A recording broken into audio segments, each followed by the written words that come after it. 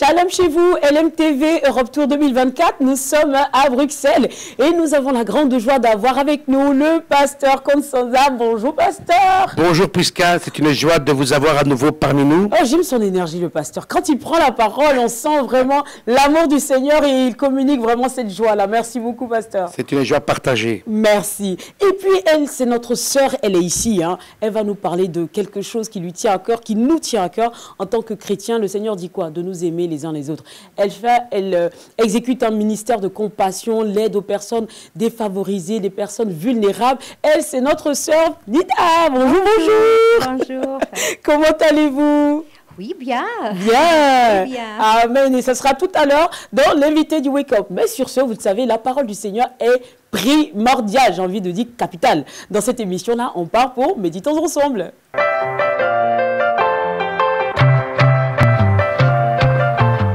Pasteur Daniel, la parole du Seigneur. Amen, j'aime la manière dont tu le dis. Moi, j'aime cette partie de l'émission. Absolument, parce que tout ce que nous sommes et tout ce que nous faisons est le fruit de cette révélation. Amen. On ne serait pas ici sans cette parole. Et donc, j'aimerais vous adresser, chers amis, un message très simple. L'évangile, c'est très simple. Les hommes compliquent tout. Mais lisez l'évangile, vous allez voir combien Dieu parle de manière très compréhensible. Et quand je vois Jésus dans l'évangile, parce que le centre de la parole de Dieu, c'est Jésus. Jésus, c'est qui? C'est Dieu en action. Et dans tous les évangiles, Matthieu, Marc, Luc, Jean, nous voyons ce Jésus qui est toujours en train de regarder les gens, mais pas juste pour les regarder, Amen. mais c'est pour les aider, pour les aimer, pour les entourer, pour les libérer du péché, pour les guérir de leur maladie, pour leur apporter la bonne nouvelle du royaume de Dieu. Amen. Et parmi les nombreux épisodes, j'aimerais vous proposer ce matin, dans Luc chapitre 9, un des épisodes que j'affectionne particulièrement. Et en effet, au chapitre 9, il est question de Jésus qui, encore une fois en action, non seulement lui, il prêche, il apporte la bonne nouvelle, il impose les mains sur les malades, il fait du bien à tous ceux qui sont négligés, oubliés par la société, mais aussi il invite ses disciples à s'associer à ce ministère d'action. Donc vous voyez, l'évangile, ce n'est pas de la théorie, ce n'est pas simplement des pensées, mais c'est vraiment l'amour de Dieu en action. Amen. Et donc il dit à ses disciples au chapitre 9, il leur donne la puissance justement de prier pour les malades, de guérir les malades, de prêcher le royaume de Dieu. Et c'est ce que nous faisons aujourd'hui. C'est quoi l'Église? L'Église, c'est la continuation du ministère que Jésus-Christ a entamé au 1er siècle. Et plus tard dans ce chapitre, voilà, Jésus prend aussi le temps de se mettre un peu à l'écart. Il était homme, il avait aussi besoin d'un moment de répit.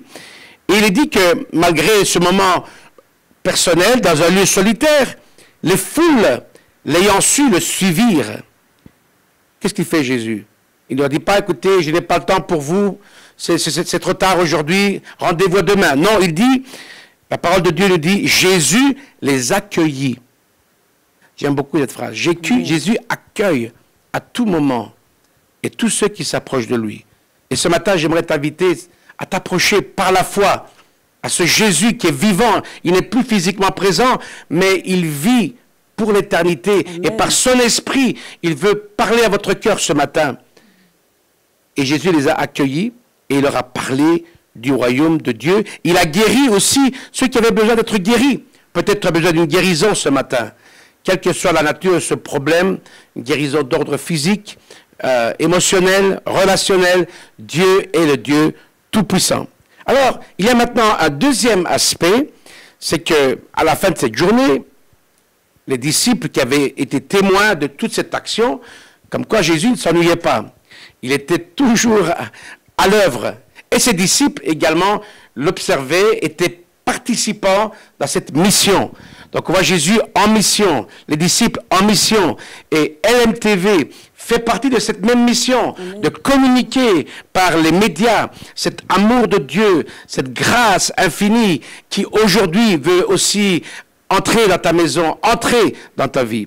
Mais les disciples étaient un peu fatigués, et donc ils disent à Jésus, bon, renvoie la foule. C'était une demande légitime, n'est-ce pas, à la fin de la journée.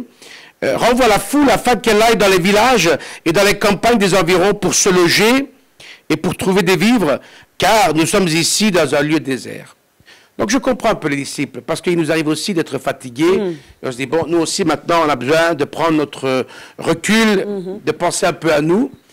Et on va renvoyer les gens, leur dire, ok, on va s'occuper de vous un autre jour.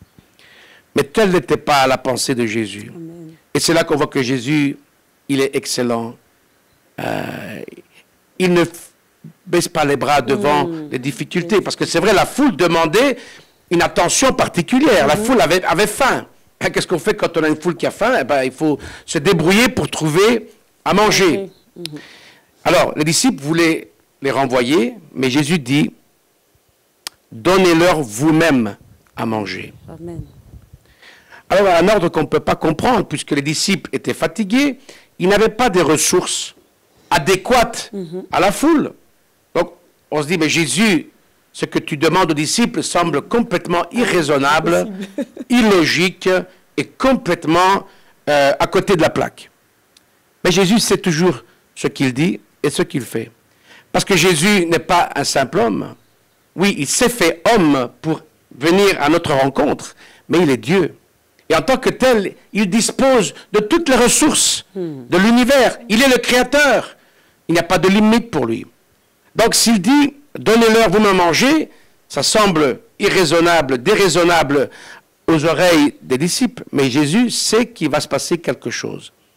C'est que ces disciples, peut-être incrédules et complètement fatigués, vont pouvoir vivre quelque chose de très significatif. Jésus va les associer à un miracle, le fameux miracle que nous connaissons, la multiplication des pains.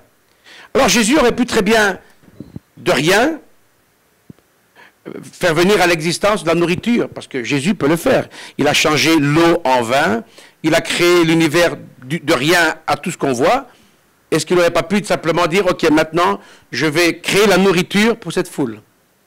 Mais voyez, il y a une leçon ici, c'est que Jésus veut nous associer, veut nous impliquer, veut nous amener à être ses collaborateurs. Et il leur dit, donnez-leur vous-même à manger. Alors, bien sûr, la réponse des disciples est tout à fait logique, mais ici, on n'a que 5 pains et 2 poissons. À moins que nous n'allions nous-mêmes acheter des vivres pour tout ce peuple. Or, il y avait environ 5000 hommes. Voilà la réponse très logique, très rationnelle des disciples. Jésus, mais est-ce que tu te rends compte, ici, il y a 5000 hommes. On n'a que 5 pains, vraiment 2 poissons. Qu'est-ce que c'est? C'est ridicule, c'est insignifiant, c'est complètement dérisoire par rapport au défi qui est devant nous. Et ça, c'est notre réaction devant la grandeur des problèmes que nous vivons dans notre vie. On dit, Seigneur, c'est impossible. C'est trop tard, ce n'est pas faisable. Mais on oublie que nous servons le Tout-Puissant. Amen. Et ce matin, j'aimerais t'encourager vraiment à suivre cette parole, parce que certainement il y a quelque chose aussi pour toi. Peut-être tu te dis, c'est trop tard devant le défi qui est devant moi, mais Jésus est là. Et s'il est présent dans ta vie, tout est encore possible. Amen. Les disciples encore ne voyaient pas comment Jésus aurait pu trouver la solution. Tout comme souvent il nous arrive aussi, on se pose des questions, mais Seigneur, est-ce que ça a du sens? Est-ce que c'est logique tout ça? On ne comprend pas. Ça prouve bien que nous sommes limités. Mais voilà la confiance qu'il nous faut en Jésus. Il est le Maître suprême. Il est le Dieu sans limite. Et les disciples allaient vivre une leçon inoubliable. Non seulement ils allaient être associés à ce merveilleux moment miraculeux, mais ils allaient être les instruments par lesquels le miracle aurait lieu. Jésus ne répond pas à leurs arguments. On n'a que 5 pains, que 2 poissons. Il donne un deuxième ordre. Faites-les asseoir par rangée de 50. Et aussi, Jésus est très organisé. 5000 hommes, ils forment des petits groupes. Il est le Dieu de l'ordre. Il sait comment agir. Et c'est une leçon aussi pour nous dans notre travail, dans notre mission. On travaille avec clarté, avec efficacité, avec ordre, parce que Dieu est un Dieu d'ordre. il est efficace. Et nous voyons que les disciples, tout à coup, ils obéissent. Ils ne comprennent pas, mais ils obéissent. Et parfois, la foi en Jésus va nous amener à faire des choses que nous ne sommes pas vraiment capables de comprendre, parce que c'est lui qui nous le dit, on le fait. Et donc, il est marqué ici, ils firent ainsi. Et ils les firent tous asseoir. Il y a une puissance extraordinaire dans l'obéissance. Est-ce que tu as déjà obéi aux ordres de Jésus? Tu peux dire, ah mais je ne comprends pas. Est-ce que tu as obéi? Parce que c'est l'obéissance que Dieu recherche. Dieu honore toujours notre obéissance à sa parole. Amen. Et voilà la suite que vous connaissez. J'aime bien ce moment, j'aimerais bien pouvoir le voir comme dans un film. Il n'y avait pas de caméra à l'époque. Jésus prit les 5 pains et les 2 poissons. Jésus prend la petitesse de nos moyens. Il prend tout ce que nous pouvons lui donner. Notre temps, nos capacités, aussi limitées soient-elles, notre disponibilité. Il prend nos ressources. Jésus t'invite à mettre à sa disposition ce que tu as. Même si c'est petit, insignifiant, tu dis, mais c'est ridicule. C'est ton obéissance qui compte. Amen. Pas la grandeur, la dimension de ce que tu es ou de ce que tu as. Parce que le miracle, ce n'est pas toi qui vas l'accomplir, c'est lui. Et seulement lui, au travers de ton obéissance. Et donc, je suis touché de voir que Jésus n'a pas dédaigné de prendre ces 5 pains, ces 2 poissons. Il rend grâce. Jésus rend grâce, et c'est pendant ce moment d'action de grâce, il les bénit. Voilà la clé. Ce que tu donnes au Seigneur, il le bénit. Amen. Et il va l'utiliser, et puis il le rompit. Alors, tout un message ici, on n'a pas le temps de creuser cet aspect de rompre ce que nous donnons au Seigneur. Mais ça prouve que tout est possible lorsque notre vie entière est donnée au Seigneur. Amen. Que tu sois jeune ou moins jeune, Dieu t'invite à participer avec lui au miracle qu'il veut accomplir dans notre monde brisé, notre monde qui est vraiment dans la misère spirituelle et morale. Et voici ce qui se passe. Il donne ce qu'il a béni aux disciples. Donc il restitue en fait les 5 pains et les 2 poissons, afin qu'il les distribue à la foule. Tenez-vous bien, tous mangèrent, tous furent rassasiés, et c'est pas fini. L'on emporta 12 paniers pleins de morceaux qui restaient. N'est-ce pas formidable d'assister à ce que Jésus peut faire? Donc il ne repousse pas la foule. Il demande aux disciples d'agir, de les nourrir avec ce qu'ils n'ont pas. Ça, c'est marcher par la foi. Obéir au Seigneur, c'est un acte de foi. Agir même quand on ne voit pas la solution. Mais parce que c'est lui qui est la solution. Amen. Si Jésus est dans ta vie, il est la solution. Amen. Ce matin, je ne connais pas quel est le besoin de ta vie, mais Dieu le connaît. Et peut-être ce que nous sommes en train de partager est aussi semblable à ces 5 pains, à ces 2 petits poissons, mais nous les avons mis entre les mains du Seigneur. Amen. Et lui, il peut multiplier. Imaginez maintenant, les disciples prennent les 5 pains, les 2 poissons qui ont été bénis par Jésus, et voilà le miracle. Il les donne à la foule, et miracle. Tout le monde est rassasié, et j'aime beaucoup Luc qui rajoute, et il y avait 12 paniers restants. C'est intéressant. Chaque disciple a eu son propre panier. Vous voyez qu'on est toujours gagnant quand on obéit au Seigneur. On n'est jamais perdant. Alors je vous encourage ce matin, quelle que soit votre situation, eh bien, faites confiance à Jésus. Il vous donne des ordres dans sa parole. Lisez sa parole. Écoutez sa voix. Mettez votre foi en action. Ça, c'est le premier message. Il ne faut pas être passif. Après cette émission, il faut dire, oh, c'est super, c'est intéressant. Non, c'est le moment d'agir. Dire, Seigneur, je ne veux plus douter de ta parole. Amen. Je ne veux plus m'éloigner des problèmes parce que je n'ai pas la solution. Mais je veux suivre tes directives. Je veux être impliqué dans l'action que tu as prévue afin que ce problème soit résolu. Et toi aussi, tu verras des miracles. Et le dernier volet, c'est que lorsque tu connaîtras ce Jésus, plein de compassion, plein d'amour, plein de grâce, il veut faire du bien à tout le monde. Et le plus grand miracle, c'est qu'il veut changer ta vie.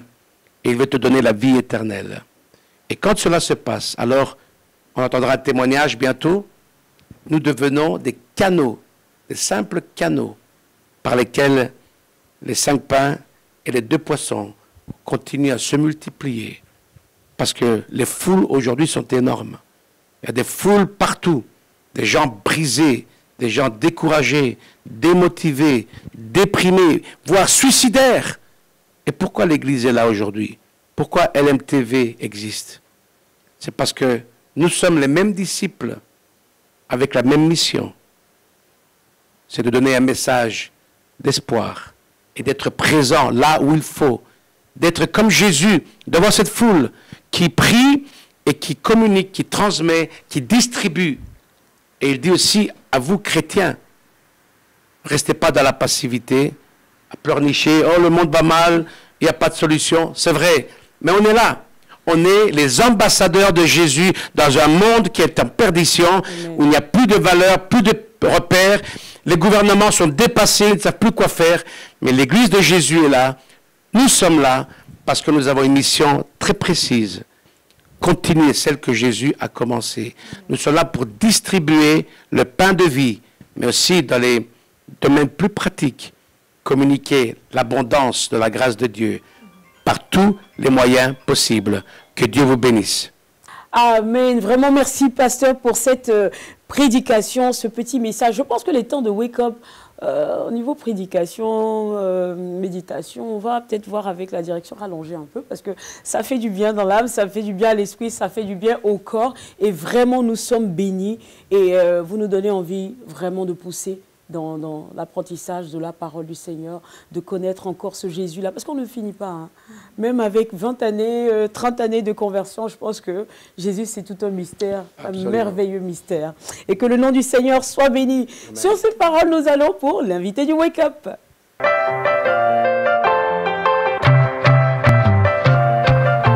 Sœur Nida, ministère de la compassion. J'aime tellement ce mot parce que chrétien, pour moi, ce sont les mots qui caractérisent le chrétien. La compassion, la bienveillance, vraiment. Et vous travaillez à aider ces personnes-là qui sont vulnérables, les SDF. Comment est-ce que vous travaillez? Déjà, c'est quoi le ministère? Alors, le ministère de compassion dans notre Église était né dans un moment impossible. Quand les personnes ils pouvaient penser d'avoir un ministère dans le temps de Covid. Ah, c'était chaud. On a vu que tout le monde était fermé dedans, toutes les organisations, il n'y avait plus personnel. Et les personnes qui restaient dans les rues, qui n'avaient pas de famille, ils étaient sans aucune aide, ils se sont trouvés seuls, toutes seules, juste abandonnés par tout le monde, par le gouvernement, par les associations. Et bien sûr, ils se sont trouvés sans nourriture. Bien sûr. Et dans cet esprit, on a vu les personnes qui ont vu les autres personnes qui restaient dans les rues, qui tournaient en rond, ils allaient dans les où il y avait les poubelles. Dormir. Mais dormir dans la rue, mais essayer aussi de trouver la nourriture. Et c'était vraiment très difficile pour nous de voir. Et qu'est-ce qu'on a fait? Il était juste comme ça, étaient né 2 ou 3 sœurs de l'église. Ils ont commencé à préparer les petits repas. Et ils ont commencé à donner à ces gens qui avaient besoin. Et après ces 2 sœurs, 2 autres, ils sont ajoutés, et les autres, et les autres, et les autres. On est devenu une groupe assez importante. On a commencé à acheter nous-mêmes la nourriture pour ces gens. Mais notre but principal, c'était de donner à ces gens pas juste la nourriture physique, mais la nourriture spirituelle. Parce que dans la Bible, si on voit même la prière que Jésus fait le premier mot qu'il dit, il dit « Seigneur, que ton nom soit loué au ciel et en terre ». Mais après, qu'est-ce qu'il dit? Il dit « Le Seigneur, donne-nous le pain quotidien ». Et si ces deux nécessités de l'humanité ils vont ensemble, alors le présent du Seigneur, elle est là. Amen. Et on a vu dans notre travail que quand le Seigneur il envoie, il pourvoit. Amen. Et de cette toute petite graine que nous, on a commencé, on a obéi le Seigneur dans un moment où il était impossible de penser que c'était le Seigneur qui l'envoyait. On était là, on était de partager la parole du Seigneur, l'espoir quand il n'avait pas espoir. Et le Seigneur, il a fait des miracles. Amen. Et on a vu des miracles autour de tout ce parcours qu'on a fait avec lui. Amen. Et aujourd'hui, cette association de la compassion, ce ministère, vous arrivez à soutenir spirituellement et matériellement combien de personnes à peu près? Oh, le numéro de personnes, ça change en mois. Il y a parfois, on voit une centaine de personnes. Wow. Parfois, même plus de ça. Oui, vers 200 personnes, plus de ça. Et on est le différent niveau de travail, en fait, parce que on a les gens qu'on n'a jamais vus et on partage le bon nouvelle avec eux, avec la nourriture aussi, mais le bon nouvelle, on parle avec eux, on parle de Seigneur, on parle d'amour de Seigneur, parce que vous devez savoir que les gens qui habitent dans la rue, même s'ils sont entourés de beaucoup de monde, sont les gens qui vivent vraiment très seuls. Très seul. Et la solitude, c'est vraiment quelque chose un fléau. Oui, là, ils souffrent beaucoup. Et on voit cette personne qu'on n'a jamais vue, par exemple, qui sont le nouveau, ils viennent de l'autre pays, parfois sont les réfugiés, parfois sont même les personnes que les parents sont morts et ils se trouvent dans la rue. Seuls. Et dans l'autre côté, on voit les personnes qu'on voit régulièrement, les personnes avec qui on a partagé la parole du Seigneur, on a donné une Bible, et on fait plus le travail de disciple un petit peu. On demande toujours, vous êtes où avec la Bible? Est-ce que vous avez des questions? Comment on peut vous aider? Un accompagnement. Et un accompagnement, et on voit quelques gens maintenant, ils ont commencé le même évangéliser. Wow. Même s'ils sont pas vraiment sortis de rue, ils ont vraiment compris que le Seigneur, il a mis dans une position de partager la parole. Parce que si on voit depuis l'Ancien Testament, quand on voit Isaïe 61, qu'est-ce qu'il dit le Seigneur? Le Seigneur, il dit, je suis venu de partager ma parole, la bonne nouvelle avec les pauvres. Alors, Jésus, il n'avait pas encore arrivé dans la terre comme le Messie, mais il a déjà tout prévu. Il a dit son plan qu'il avait pour l'humanité. Et aussi, on voit comme le pasteur il a dit au Nouveau Testament, dans tous les évangiles, Jésus il nous invite d'aller partager cette bonne nouvelle avec tout le monde. Amen. Parce qu'il y a les personnes qui sont pauvres physiquement, les causes matérielles, mais il y a beaucoup de personnes qui sont très pauvres spirituellement. Et notre prière tout le temps, avant que nous on commence le ministère, c'est le Seigneur élargit notre territoire et le Seigneur porte chez nous les personnes qui sont prêtes d'écouter ta parole. Et nous, en fait, on n'a pas une voiture, on n'a rien du tout. On marche de station de train à station de train, de métro à métro. On a notre caddie avec la nourriture. Et on profite même du chemin d'une station de métro de l'autre. On rencontre les gens, on donne la littérature, même s'ils ne sont pas les SDF, même s'ils sont...